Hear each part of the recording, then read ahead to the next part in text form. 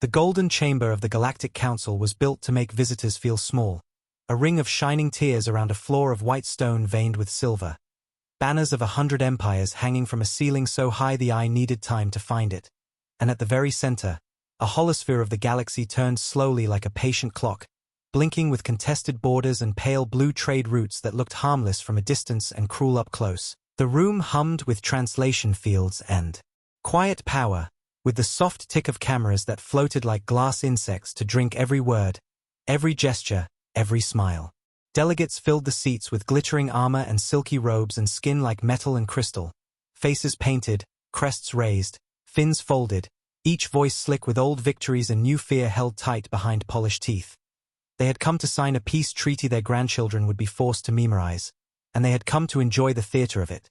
Speeches, applause, the small jabs dressed as humor that empires share when they think they are safe.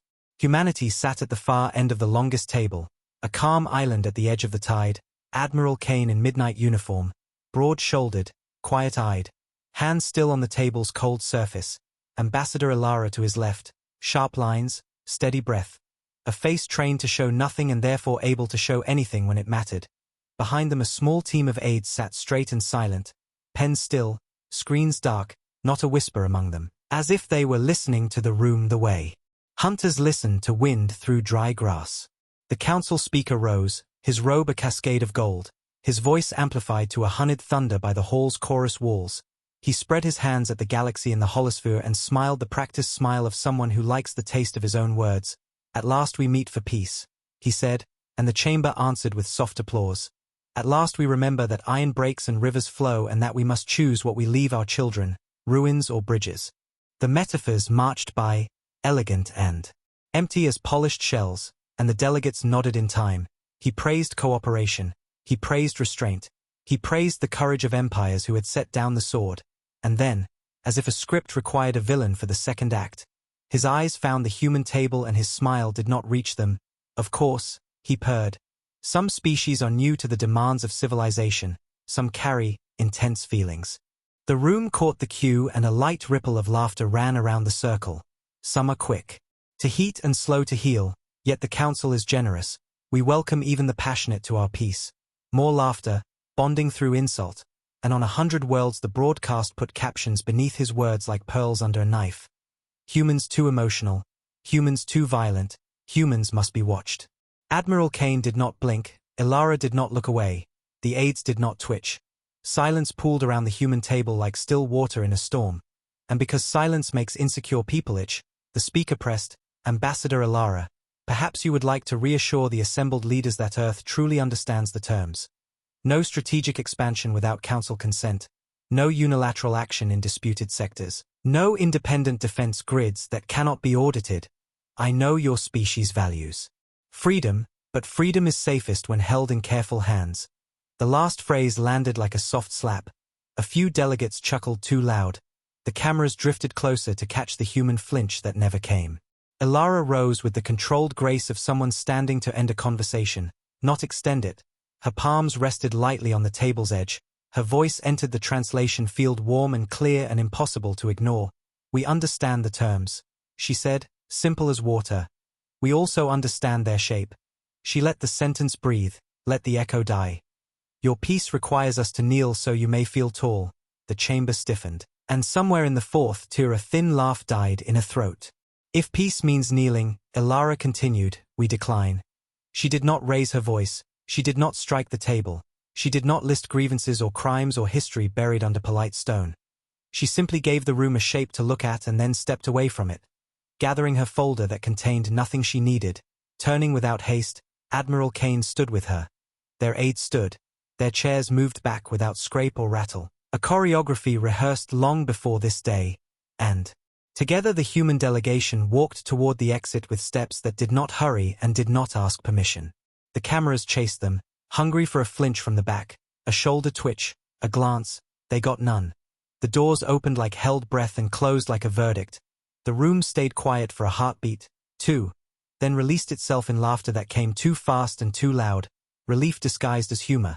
The speaker lifted his hands to harvest the applause and found it late, uneven, a little sour. He pressed on anyway. "Well," he said brightly. We are generous still. The treaty can be signed. Without them, we will set a chair aside for Earth. Perhaps they will learn to sit.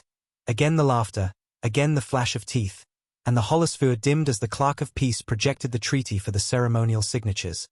The pens flowed, the banners breathed, the cameras drew in for tears that would edit well for the evening broadcasts.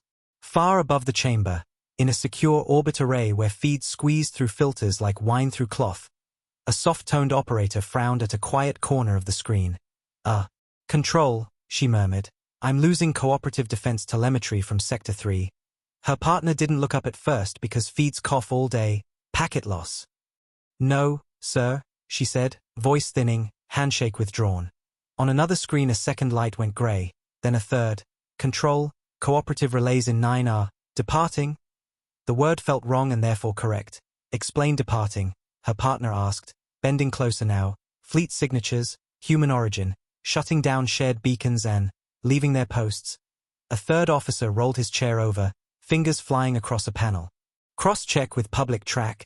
Public track showed nothing but what it was told to show. Check raw. Raw showed mass and motion and silence. Human patrols along 3 trade spines turning away like a tide leaving stone. Ping their liaison. The ping returned with a polite notice, liaison unavailable. In the chamber, the speaker finished the last signature with a flourish that shook slightly at the wrist. The holosphere brightened to show new borders.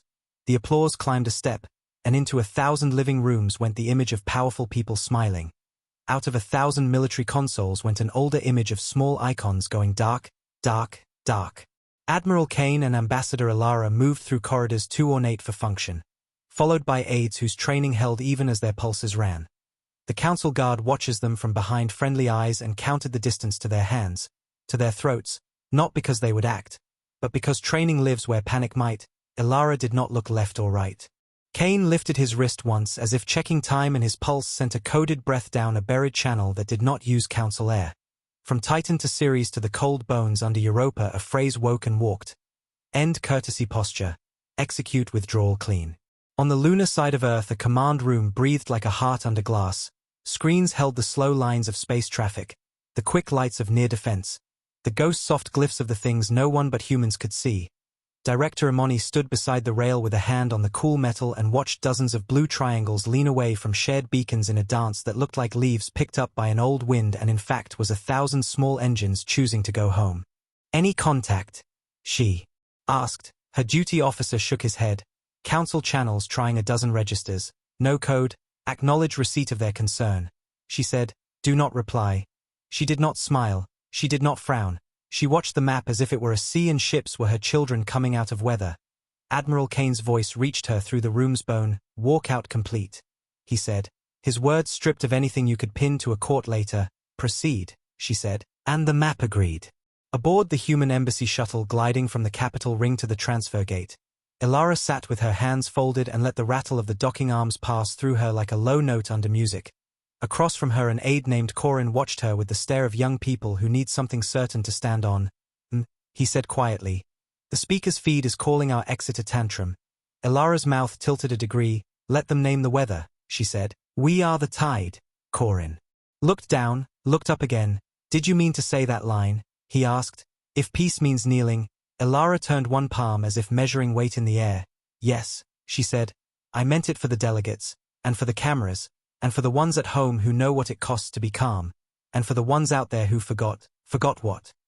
That we can stand, she said, and the shuttle slid into the human gate like a bead into a clasp. The council chamber took the signatures and called it victory, but even victory tastes strange when your throat knows a different truth. The Vaughn commander on the third tier whispered something to his adjutant that had the shape of the word careful.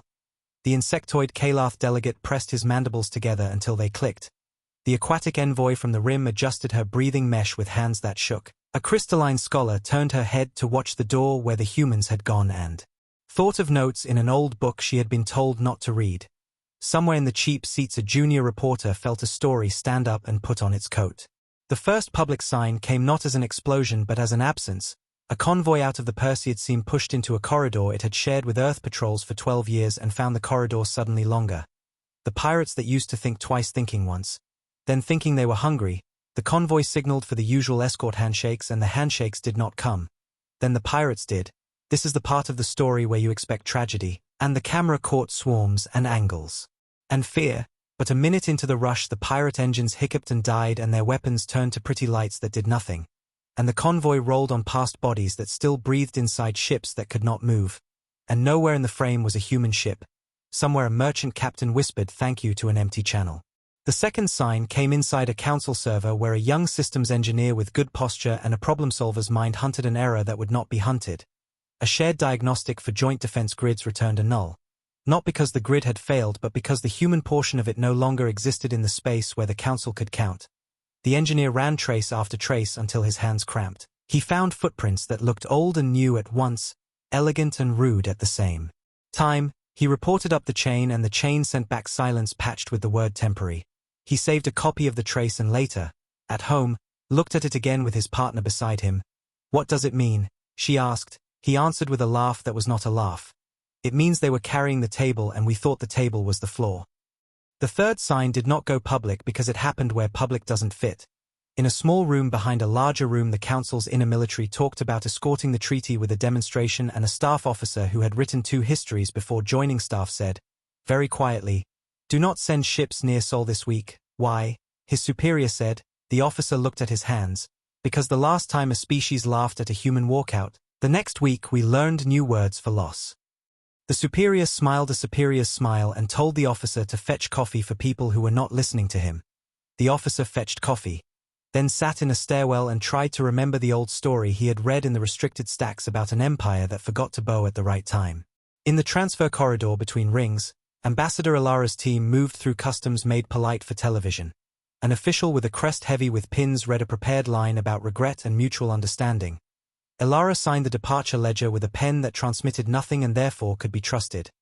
Admiral Kane accepted a folded copy of the treaty as if accepting a menu he did not plan to use. Their shuttle decoupled with a sigh. The dock hands watched it go with the same face. Dock hands have worn forever. A mix of superstition and respect for machines that carry fate. The holosphere in the chamber kept turning. The treaty's projection kept shining. The speaker kept shaking hands that felt colder now. The applause kept getting smaller like a song running out of air. And across the council's mapped world's icons that used to mark human presence slid homeward like birds at dusk. No declarations, no threats, not even a sharpened word, only the weight of absence, only the old lesson that the quietest room is the one where someone just left and took the warmth with them. On Luna, a small green light at the edge of a screen turned blue and the duty officer exhaled. Fleet 9 clear. She said, last unit out of Border 3. Director Imani nodded. Confirm local guardians. Confirmed, the officer said. Indigenous constabularies briefed. Covert systems watching. No human signature. Good, Imani said. Let them fail a little. Then heal a little. Then remember who used to hold the crutches. Admiral Kane's voice again through the bone. We are away, we see.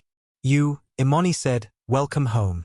The map of Sol brightened at the edges as if the system itself liked when its children came near. Deep in Mars there was a sound like a city inhaling. In the oceans a machine blinked and then turned its eyes to sleep.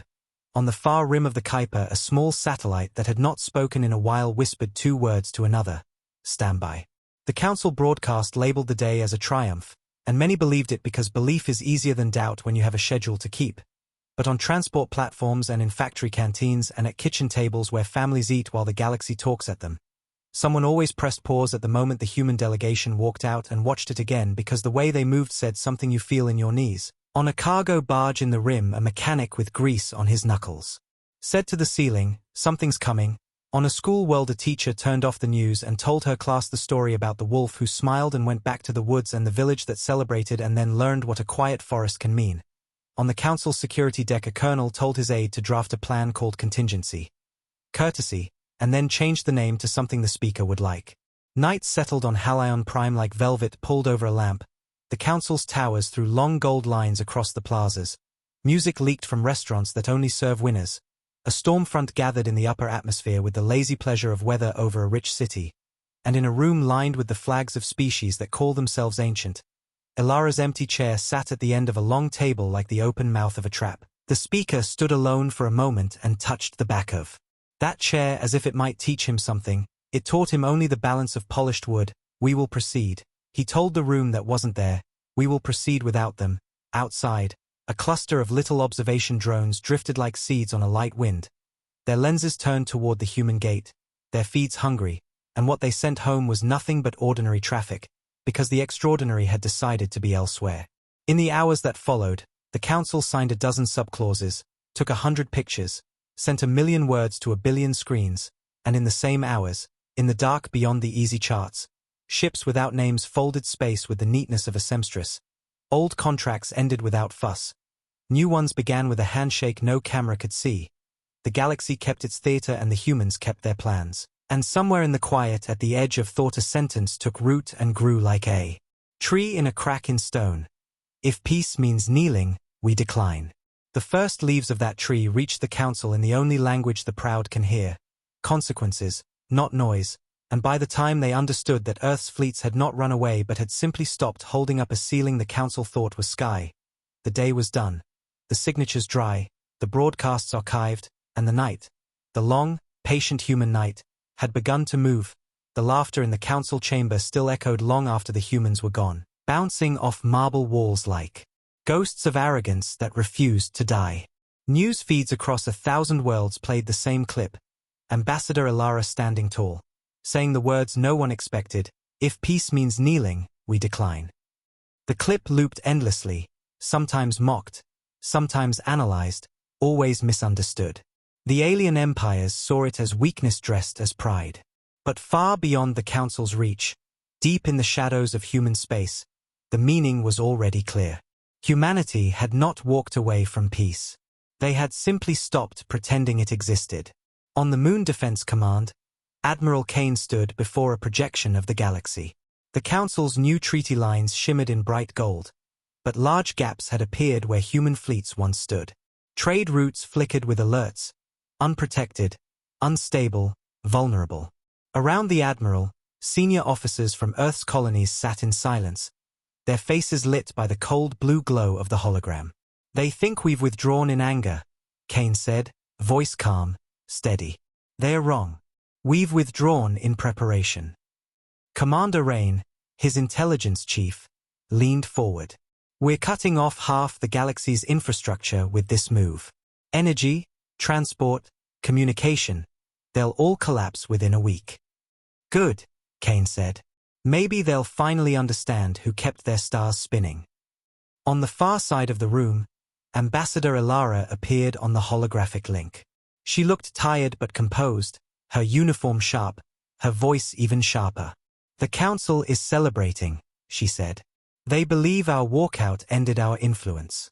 They're broadcasting speeches about a new galactic order without Terran aggression." Kane's lips curved faintly. "Without Terran support, they mean. Their fleets are built on our energy cores, their stations run on our AI systems, and their colonies breathe air filtered by Terran biotech. They just don't realize how dependent they are, yet." The Admiral turned to the map, where thousands of blue lights flickered like fading stars. "Begin Phase 1. Pull all human engineers from Council territories. Shut down shared AI access. Recall every ship under the cooperative banner. That'll strand half their supply fleets," Rain said quietly. "Half," Kane replied. "If we do it right, it'll be all." Across the galaxy, the silent order spread.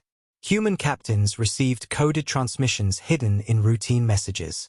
Mining stations powered down their beacons and went dark. Orbital factories ceased production mid-shift. Civilian transports cancelled their routes with no explanation. Within hours, over 100 systems that once relied on Terran logistics fell into confusion. On the Council worlds, chaos began quietly.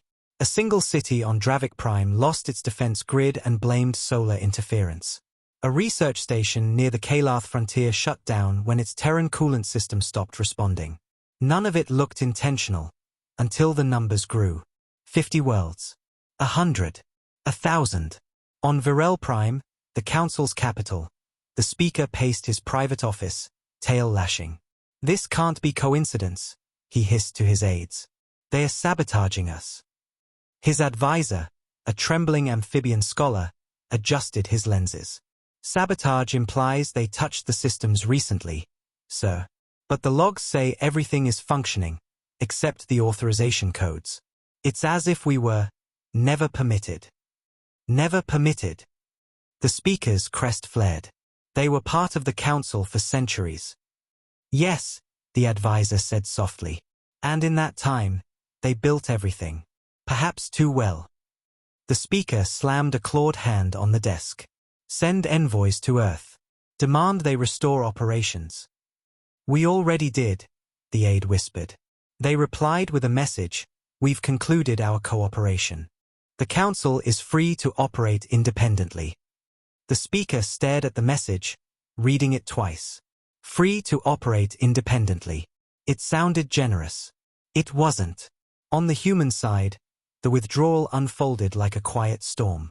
Deep beneath Earth's oceans, ancient vaults opened. Massive factories powered by geothermal cores came alive, producing starship parts at impossible speed. On Mars, fleets of drones assembled in silence, their movements perfect and synchronized. In orbit, the great Terran shipyards, the ones the Council had once demanded to share for peacekeeping, sealed their gates and went dark. The galaxy had mocked human pride. Now it would learn human patience. Admiral Kane walked through the central hangar of the TSV Oathkeeper, humanity's largest warship. It wasn't a ship of conquest, it was a ship of remembrance, built to ensure humanity would never be humbled again. The engines thrummed softly, resonating through the hull like a heartbeat. Status report, Kane said. A young officer saluted. Fleet recall at 80%, sir. Outer colonies are returning faster than expected. Civilian sectors are cooperating. And the Council's reaction? Confusion, mostly. Some panic. No unified response yet. Kane nodded. They'll argue first.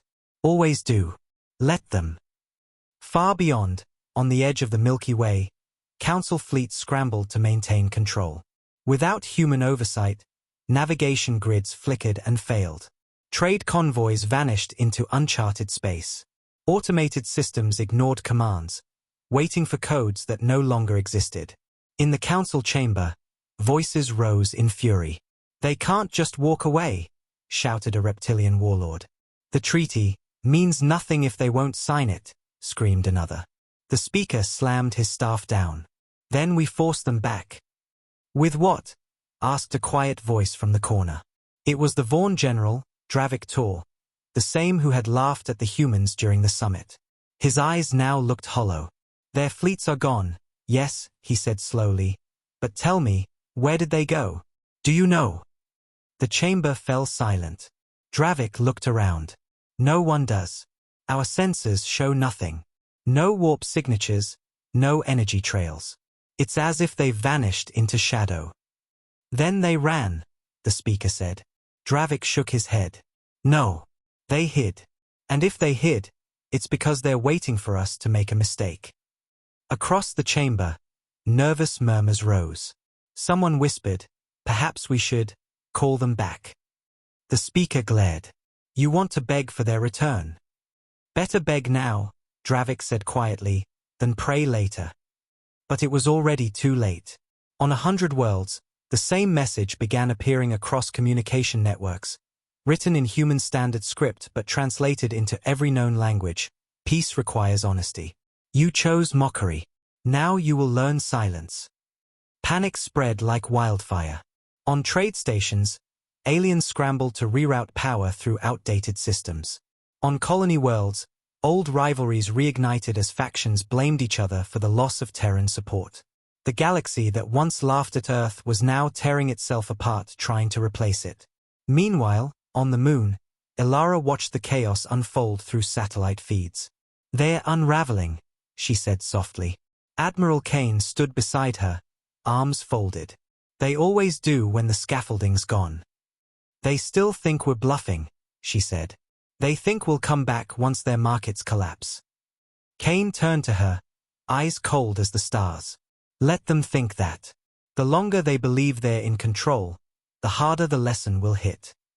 He watched the hologram of the Council's capital flicker, systems failing one by one. When they laughed, he murmured, they thought we needed them. But the truth is, They needed us to stay merciful. Ilara's expression hardened. And mercy, she said, was never permanent. In the void between stars, where human fleets moved unseen, the next phase began. Ships changed formation, spreading like whispers across space. Silent, invisible, unstoppable. They were not attacking. Not yet. They were waiting for the galaxy to finally realize that the humans had not walked away from peace. They had simply decided to define it on their own terms. The third day after humanity's withdrawal from the Council was when the galaxy began to understand that something was deeply wrong. What had started as inconvenience was now turning into paralysis. Entire sectors went dark. Hyperlane traffic collapsed. Artificial weather systems on 20 worlds failed at once, unleashing storms that blotted out cities. The Council blamed malfunction, sabotage, fate, anything except the truth. But the truth was far simpler. Humanity had left, and the galaxy had forgotten how to live without them. In the Grand Council chamber, the speaker's voice broke through the chaos. "They've crippled our networks," he shouted, slamming his hand on the table. "Their technology controls every key system." Engineers from dozens of species filled the lower floors, their eyes flickering with data feeds and failure reports. "It's not sabotage," one of them cried. "They didn't destroy anything. They just turned off access." "You mean we can't reverse it?" "No, sir," the engineer said, trembling. "Every access point requires biometric codes linked to Terran DNA." The speaker froze, realization dawning. "You mean to tell me," he said slowly, "that the entire galactic network is locked behind human authorization?" "Yes," the engineer whispered. "Every gate, every relay, every defense system. They built it that way." The chamber erupted into chaos, alien voices shouting over one another, some calling for war, others for surrender. Amid the noise, a single word repeated again and again: dependence. They had laughed at the humans for wanting peace. Now they were begging for their return. Meanwhile, in the shadows beyond Council space, Admiral Kane stood aboard the Oathkeeper, surrounded by silence and the soft hum of power. Around him, hundreds of holograms showed the galaxy in real time. Blue dots represented human ships, red for Council fleets. The red lights blinked chaotically, drifting out of formation as systems failed. "Their fleets are blind," Commander Rain reported. "They can't coordinate without our relay satellites. Even their long-range scans are collapsing. They have no idea where our ships are." Kane's face remained calm, his voice low. "Good. Keep it that way." "What about retaliation?" Rain asked. "They might still try to push into Sol." "Let them try," Kane said. "Our defense grid is already active. By the time they reach Neptune, they'll think the stars are lying to them."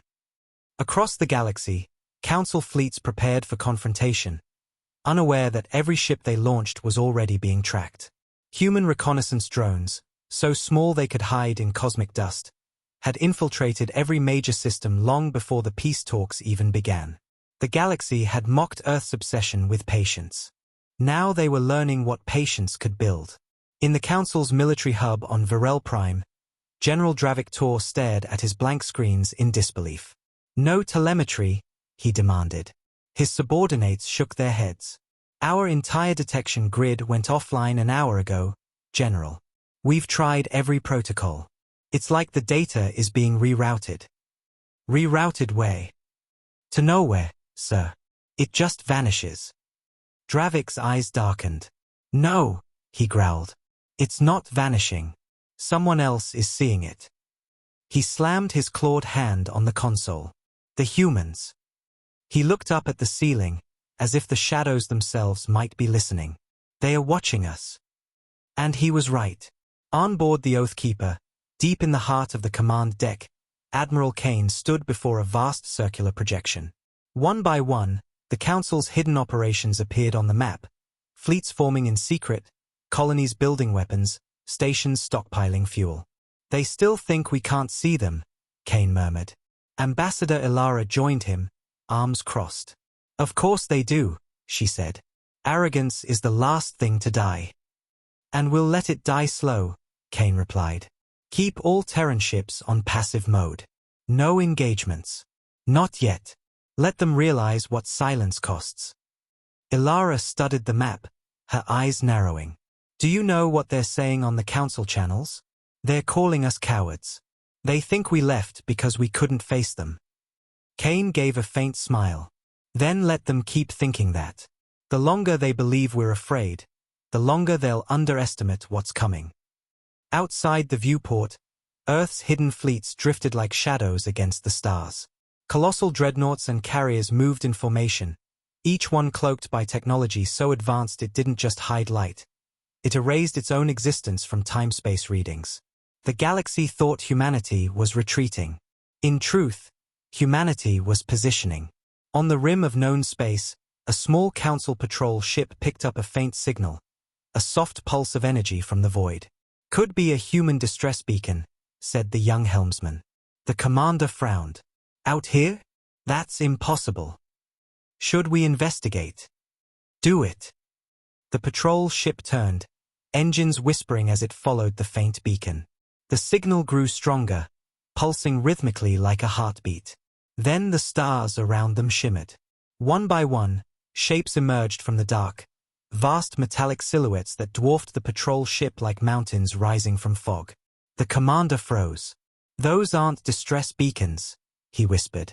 Those are. His words died as his ship's systems went dark. Every light extinguished. Every engine silenced. The last thing the crew saw before their ship was pulled into the shadows was a single word glowing faintly on the main console. Observe. Hours later, the Council received a single transmission from the lost patrol ship. It contained no coordinates, no message, just a clear human voice. We asked for respect. You gave us laughter. Now we teach by example. The signal repeated for exactly 1 hour across all Council frequencies before vanishing. Panic erupted across the core worlds. Every species demanded protection. Every empire blamed another. The speaker ordered an emergency broadcast, his face pale with fury. We will not be intimidated, he shouted. Earth has declared war on the galaxy itself. But behind him, the chamber lights flickered, and the great holographic map that displayed the Council's territory slowly shifted. Dozens of systems turned black. Not conquered. Not destroyed. Disconnected. A silent message from Earth. War isn't declared with weapons. It's declared with withdrawal. On the moon, Admiral Kane received confirmation. Council fleets are in disarray, Commander Rain said. Internal communication down. They can't coordinate. Good, Kane said quietly. Now we begin Phase 2. Ilara turned to him. Phase 2. Kane's expression was like steel. They wanted to control peace, he said. Now they'll learn what happens when peace walks away. Outside, the void shimmered with movement as hundreds of Terran ships prepared to vanish again. The Council had mocked humanity's silence. Now it would become the loudest sound the galaxy had ever heard. The galaxy had not seen chaos like this in 1,000 years.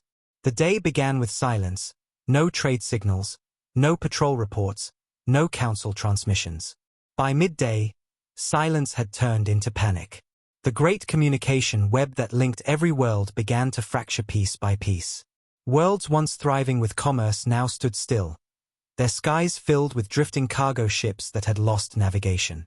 Traffic lanes collapsed, colonies went dark, and entire economies froze. The Council called it a technical interruption. The galaxy called it what it was: collapse. In the high towers of Virel Prime, the Council's capital, the Speaker of the Galactic Assembly stared at his reflection in the dark glass of the chamber's panoramic window. Beyond it, a sea of fire spread across the skyline, plasma reactors exploding one by one as they overheated without Terran control systems.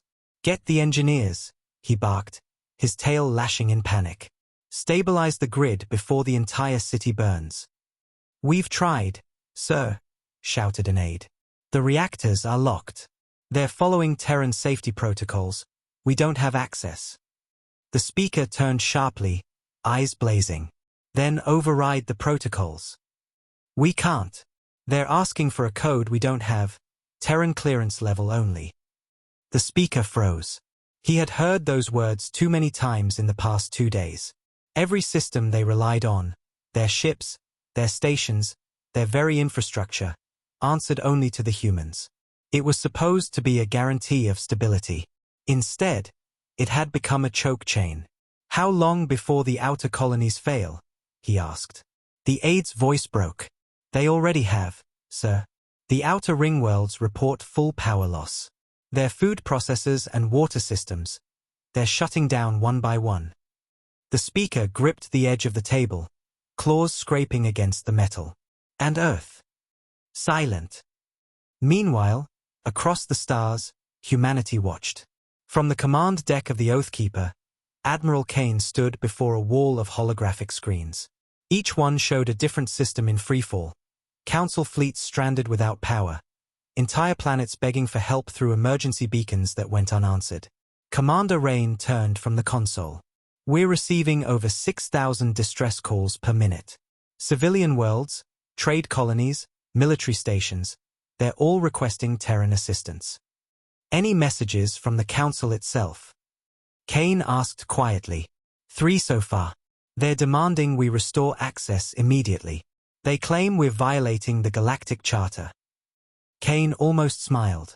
The charter they mocked us for following? No. They'll sit with their silence a little longer. Sir, permission to ask, how far do we go with this? Rain said, his voice uneasy. Until they understand, Kane replied. And not a moment less. At that same moment, deep within the Terran intelligence core on Luna, Ambassador Alara reviewed intercepted communications from the Council. They've started blaming each other, she said. The Kalath accuse the Dravic Empire of sabotage. The Vaughn accuse us of cyber warfare. The trade clans are threatening secession. It's falling apart faster than expected. They wanted peace without humility, Kane said. Now they can have humility without peace. Ilara's expression was cold. They think we'll come back. They think eventually we'll forgive them. Kane shook his head. Forgiveness was yesterday's diplomacy. Today is education. Across the void, Council admirals struggled to coordinate defenses, but their fleets were blind. Without Terran relays, their ships drifted in confusion, isolated and weak. Some tried to reroute through old systems, but those systems had been built by Terran engineers centuries ago. They didn't listen to new masters. They were loyal to one code, the Terran code. On the bridge of the Virel Dawn, the Council's flagship, General Dravic Tor stood before his officers, his scaled face twisted with disbelief. How many fleets have gone dark? He demanded. 27 confirmed, General, his officer replied. Half our supply lines are lost, and our long-range scans are blind beyond this sector. Can we reach Earth? No, sir. All transmissions to Sol are blocked by an unknown encryption field. Unknown. Dravic's voice thundered. Nothing is unknown. Decode it. The officer swallowed hard. We tried, sir. The encryption isn't just digital, it's quantum. Every attempt to break it loops us back to the same message. Dravic turned slowly. Message? Yes, sir. A single phrase appears in the data stream every time we try to access Terran systems. The officer activated the display. In bright white letters, the phrase appeared again and again across the screen. Respect is earned. Dravic stared at it for a long time, his anger fading into something colder, fear. They planned this, he said softly. They planned this the moment we mocked them. What do we do now? The officer whispered. Dravic turned toward the viewport where the stars burned cold and distant. We wait, he said, and we pray they choose to speak before they decide to act. Back on Earth, Admiral Kane stood before a quiet war room. Holograms of the Council's territory glowed faintly on the table, vast regions flickering red. Phase 2 complete, Commander Rain reported. Council grid now fully collapsed. Every system dependent on Terran architecture is offline. Any military aggression from their fleets? None, Rain said. They're too busy saving themselves. Kane nodded slowly. Good. Keep our fleets cloaked. We're not conquerors, we're witnesses. Ilara stepped beside him, her voice low but firm. And if they try to rebuild without us? Kane turned his gaze toward the projection of Earth, a blue light surrounded by the darkness of space. Then they'll learn why humans don't build twice. The silence stretched between them. Outside the station's window, thousands of Terran ships floated like shadows, engines cold, weapons idle. They weren't at war. They were waiting. Waiting for the galaxy to understand that humanity's absence was not weakness, it was warning. On Virel Prime, the speaker recorded one last desperate message, his voice trembling. To the people of Earth, he said, we were wrong. Return to the Council. Restore the systems. We beg you. Without your guidance, we will perish. The message was sent through every channel, every relay, every available frequency. It reached Earth in minutes. It was never answered. Instead, across every world that once belonged to the Council, a new signal appeared on every screen. Calm, simple, and written in perfect Terran standard. Peace is not given. It is maintained. You broke it. Now you will learn why we kept it. The message stayed for 1 hour, then vanished. And in that hour, every leader in the galaxy realized the same terrible truth. Earth had not left the peace talks out of pride or anger. They had walked away because they no longer needed anyone else. Humanity wasn't part of the galaxy anymore. They were something far greater, and the rest of the stars had just discovered what it meant to lose their keepers. The galaxy's cries for help filled the void like a chorus of fear. Every species, every empire, every colony once proud of their independence now screamed the same thing: bring the humans back. Trade networks had fallen, defense grids were frozen, and billions were starving under skies filled with dead satellites. The Galactic Council, once the symbol of unity and power, now sat broken in its own chamber, the lights flickering weakly as backup generators struggled to keep the room alive. The speaker stood at the center table, surrounded by generals, ministers, and delegates whose faces were pale with exhaustion. We are losing control, muttered a counselor, his gills trembling. Our colonies are burning. The outer sectors have begun rebellion. The Kalath fleets have started attacking unguarded routes again. We cannot survive without Terran support, another said, voice cracking. We must negotiate. The speaker slammed his hand against the metal table.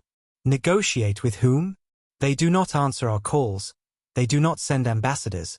They do not even acknowledge our existence. Then we go to them, General Dravik Tor said coldly. The entire chamber turned toward him. His eyes, sharp as blades, scanned the room. If they refuse to listen, then we go to their world and demand they restore what they broke. You would risk war, the speaker hissed. War? Dravik scoffed. They've already waged one. You just can't see it. This, he gestured to the failing lights above them, this is their victory. Silence filled the chamber. No one disagreed. In the shadows of deep space, humanity watched as the Council scrambled to survive.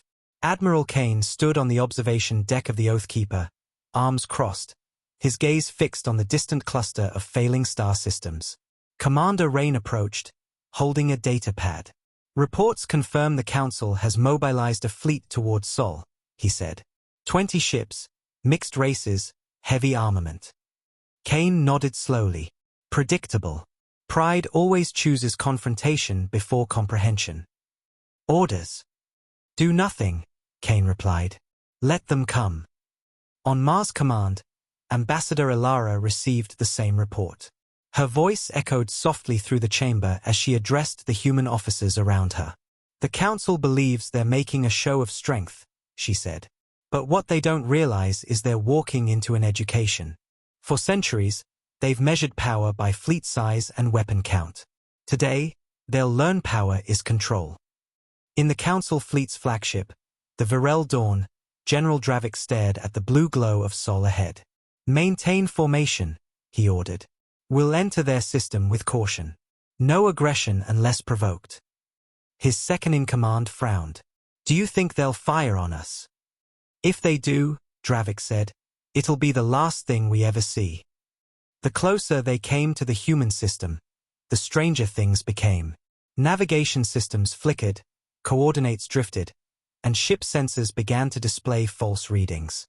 One by one, the fleet's systems began to slow as if moving through invisible resistance. Gravitational field increasing, reported a pilot. No, wait, magnetic disruption. Sir, our engines are losing synchronization. Stay calm. Dravik barked. Counterbalance the pull. But even as he spoke, the stars outside began to shift. The space around them wasn't dark anymore. It shimmered with faint geometric lines, golden circuits stretching across the void like a net. What is this? Whispered an officer. It's not a field, Dravik said, his voice hollow. It's a structure. Before anyone could respond, the communication screens flickered. A single Terran symbol appeared, a circle surrounded by 7 smaller rings. Then a voice filled the ships, calm, deep, unmistakably human. Council fleet, it said, you are trespassing in restricted Terran territory. Turn back immediately. Dravik straightened, his jaw set. This is General Dravik Tor of the Galactic Council. We come under a flag of negotiation. We request an audience. The voice was silent for a moment, then spoke again. Request acknowledged. You will proceed. But understand this, your actions will be monitored, your weapons disabled, your systems restrained. Any attempt at deception will result in termination. The channel closed, and the golden web around them began to fade. Dravik exhaled. So they're listening, he muttered. But in truth, the humans were doing far more than listening. In the hidden command core beneath Luna's surface, Earth's defense network was fully active. Massive supercomputers ran countless simulations as Terran fleets positioned themselves invisibly along the outer system. The Oathkeeper remained cloaked in orbit near Neptune, watching. They've entered the perimeter, Commander Rain said. Do we intercept? No, Kane replied. Let them see what they came for. Hours later, the Virel Dawn entered Earth's orbit. The alien officers stared in disbelief at the sight before them. Massive orbital rings circled the planet, glowing faintly with blue light. Thousands of ships, silent and unmoving, hung in perfect formation like sentinels.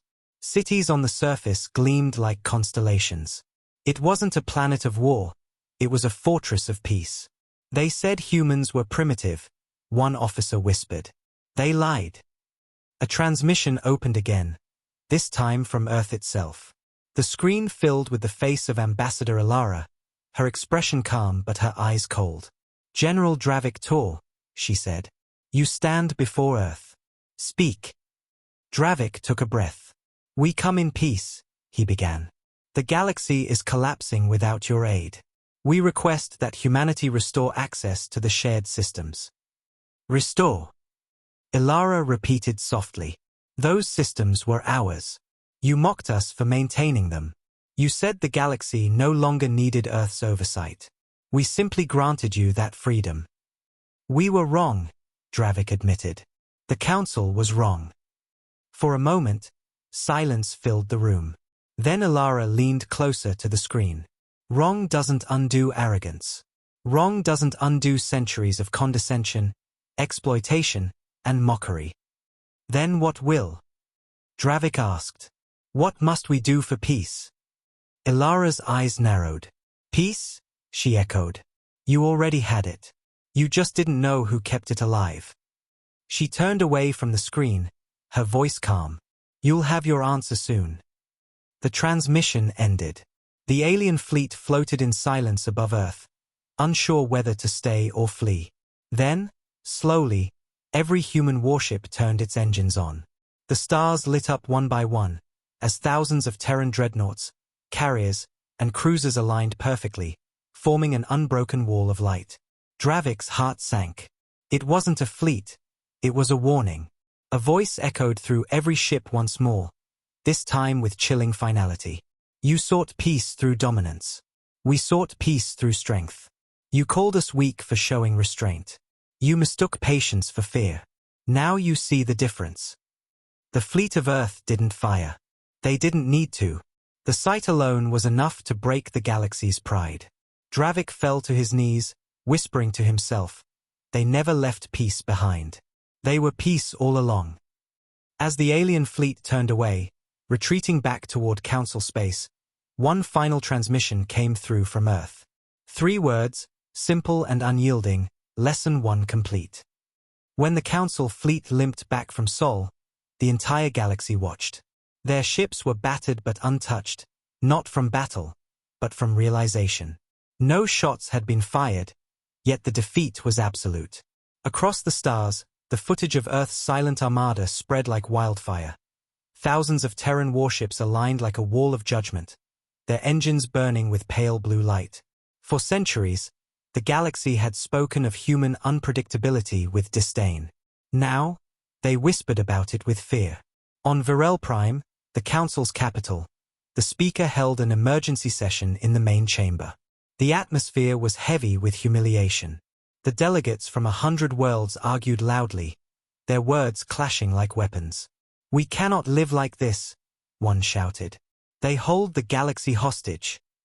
"No," another replied, trembling. "They hold the galaxy together."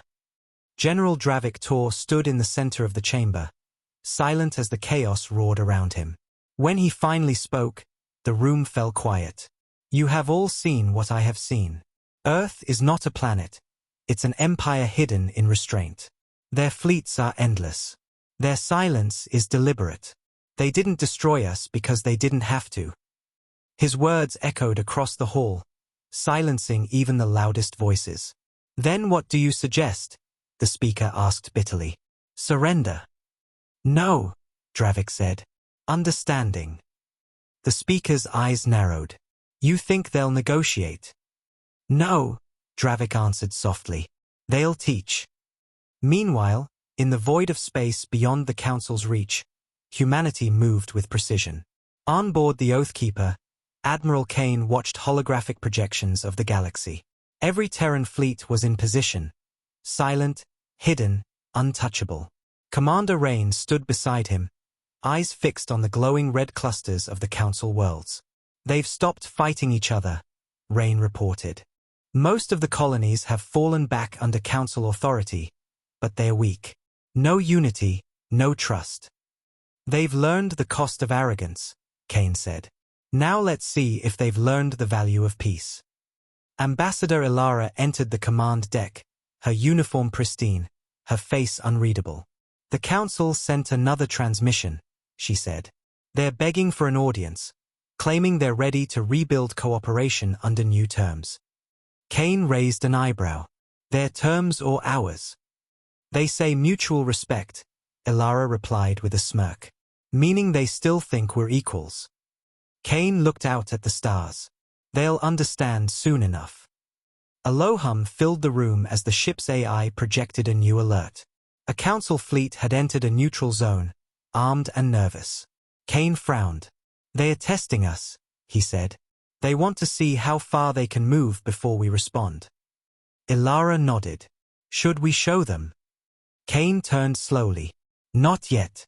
We'll let them think they're safe. Then we remind them who draws the boundaries." Far away, the Council fleet drifted cautiously near an unmarked system. The commander, a nervous avian officer, whispered to his crew, "Keep our weapons cold. We don't want to provoke them." But his words came too late. The space around them darkened. One by one, human ships phased into visibility. Massive war cruisers surrounding them from every direction, their black hulls gleaming like obsidian. "They were waiting for us," the avian captain whispered. A voice crackled through the speakers, calm and commanding. "This is the Terran Defense Fleet. You are entering restricted space. Identify yourselves." The captain swallowed hard. We mean no harm. We're on patrol." "Patrol?" the voice repeated. "Your patrol routes end 3 sectors back. Turn around or be escorted." "Escorted?" "Yes," the voice said. "By force." The Council fleet didn't argue. They turned back silently, escorted by Terran ships that vanished once the borders were crossed. It was no battle. It was domination through control, discipline, and fear. Back on Earth, the incident was barely discussed. It didn't need to be. Humanity didn't flaunt power, they embodied it. Admiral Kane convened a quiet meeting in the War Council chamber beneath the Pacific Ocean. Holographic displays of star systems floated above a circular table. Ilara stood beside him. Phase 3 is complete, she said. Council fleets have stopped moving beyond their borders. Trade networks are rebuilding under Terran oversight. They are compliant. Kane nodded. And public sentiment? Mixed, she said. The outer worlds are terrified. Some call us saviors, others call us tyrants. Kane's gaze hardened. History calls us neither. It calls us necessary. Ilara looked at him for a moment. Do you ever think we've gone too far? Kane turned to face her. They mocked us, Ilara. They enslaved human colonies, banned Terran scientists, and laughed in our faces when we warned them of balance. They didn't want peace, they wanted obedience. What we're doing now isn't conquest. It's correction. Silence filled the chamber. Ilara finally said, and what happens when correction becomes rule? Kane didn't answer. He simply looked at the holographic map, where the galaxy glowed with thousands of Terran-controlled systems. Then rule becomes survival, he said quietly. On Virel Prime, the speaker awoke in the middle of the night to find his office dark, save for a single flickering light. He reached for the console, only to see a message glowing across the screen. It was written in Terran Standard, "We gave you peace once. You turned it into arrogance. Now we will decide when peace ends." The message faded, and the lights returned. The speaker sank into his chair, trembling. "They're everywhere," he whispered. "Even here." And he was right. Humanity wasn't watching the galaxy anymore. Humanity was the galaxy, its pulse, its silence, its invisible hand. Every communication network, every relay, every defense system still ran on Terran code. They didn't need armies anymore. The galaxy was already theirs. In the command room of the Oathkeeper, Admiral Kane stood before a panoramic window as the stars drifted slowly outside.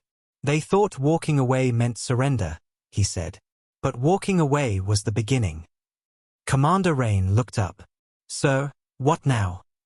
Kane's eyes stayed fixed on the endless dark.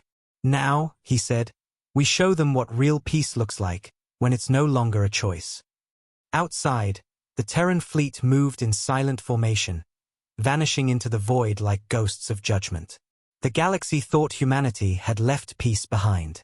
But in truth, humanity had simply taken ownership of it.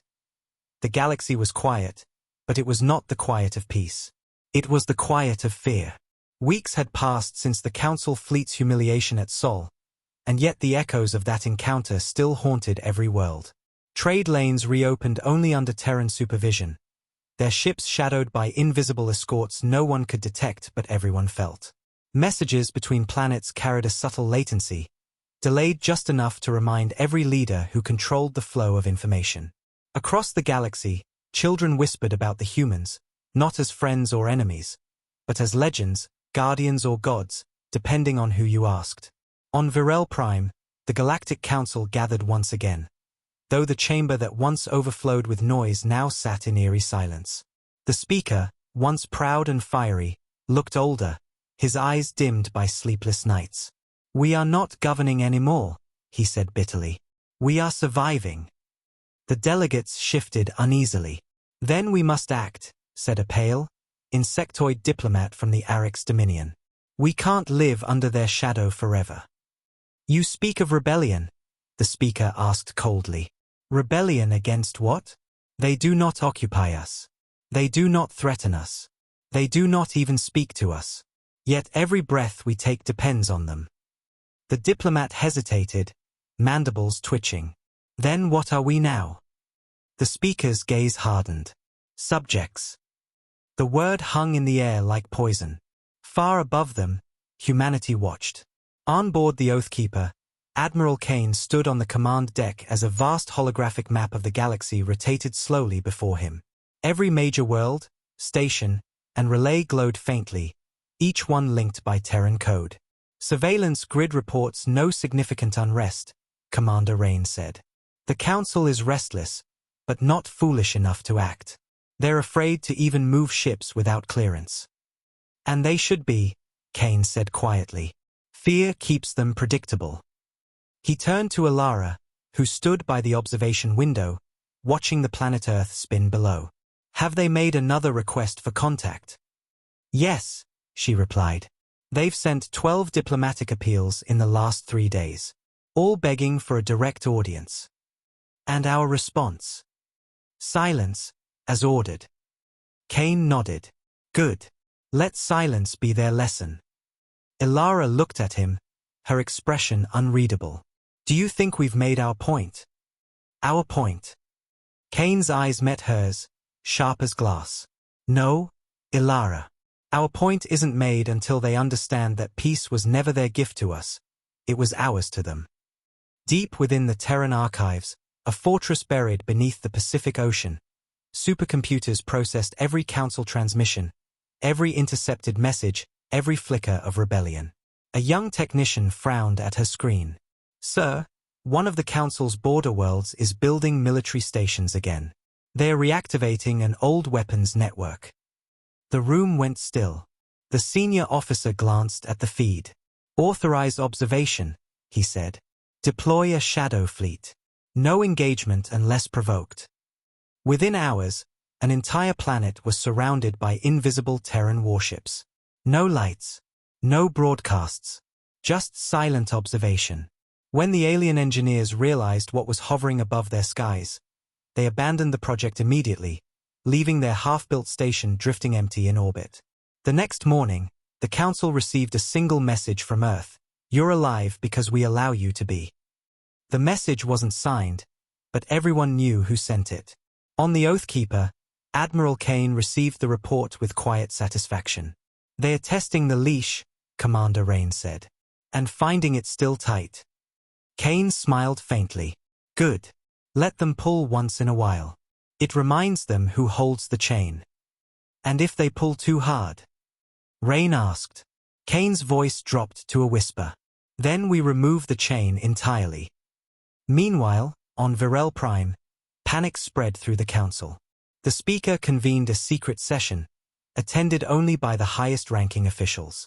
They are listening to us, he said, voice trembling. Even now, every word we speak, every transmission we send, it passes through their hands. That's impossible, one delegate said. We rebuilt the network ourselves. Rebuilt? The Speaker gave a bitter laugh. With Terran components. With Terran code. You think they'd give us anything they couldn't still control? Silence followed. Every eye in the room turned downward. Finally, General Dravik spoke, his voice calm but grim. Then our only hope is humility. We stop pretending we're their equals and start acting like their allies. Allies? The Speaker sneered. Slaves dressed as diplomats. Dravik slammed his clawed fist on the table. Slaves who live are better than fools who die. You saw what they're capable of. You saw that fleet. Tell me, what army, what empire, could stand against that? The Speaker had no answer. None of them did. They all remembered that haunting image, Earth's endless wall of ships glowing like a constellation of judgment. Humanity hadn't conquered the galaxy with war. They had conquered it by simply leaving and letting the galaxy destroy itself. Back on Earth, in the quiet halls of the Global Defense Council, Ambassador Alara addressed a chamber of Terran leaders. They are broken, she said. They won't rise again without us. And should they? A minister asked. If they rebuild, history will repeat itself. If they remain weak, we control peace forever. Alara hesitated. Control, she said slowly, is a dangerous word. Admiral Kane entered the room just then, his footsteps echoing. Control, he repeated, is not a danger, it's the price of survival. And what happens, Alara asked, when we start believing we're gods? Kane's expression didn't change. We don't have to believe it, he said softly. They already do. The room fell silent. Outside, Earth's orbital rings shimmered in the light of the sun, casting a faint golden glow over the planet below. Humanity had become what the galaxy once feared most. Not monsters, not conquerors, but architects of peace through dominance. And somewhere, far beyond the edges of charted space, a lone transmission from an unknown signal reached the edge of Terran command. It was short. It was old. And it carried a voice humanity hadn't heard in centuries. To those who awaken the Deathwelders, it said, "Remember, the last warning is not for them. It's for you." Kane stared at the decoded message for a long time, the words reflecting in his eyes like ghosts of prophecy. "Who sent this?" Rain asked quietly. "No source," the technician said. "It came from deep space, beyond the rim."